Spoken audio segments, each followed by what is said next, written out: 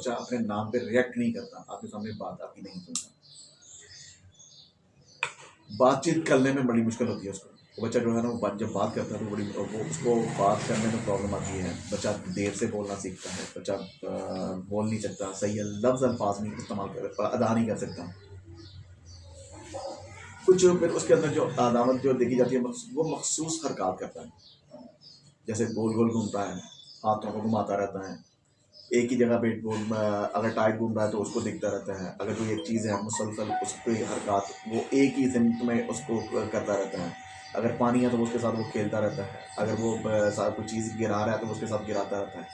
उसको जब हम रोकते हैं तो वो बच्चा जो है ना वो इरिटेट करता है, तंग करता है, आपके आगे से चिल्लाता है, ज़ोर ज़ोर चीखता है, चीखें मारने लगता है तो बहुत ऊँची ऊँची चीखें मारता है, ज़ोर ज़ोर से बोलना शुरू करता है, चीखता रहता है, नाम नहीं ले सकता, मुकम्मल प्रॉपर बोल नहीं सकता, जो उसने बात बतानी होती है जो वो कहने लगता है वो बताता नहीं।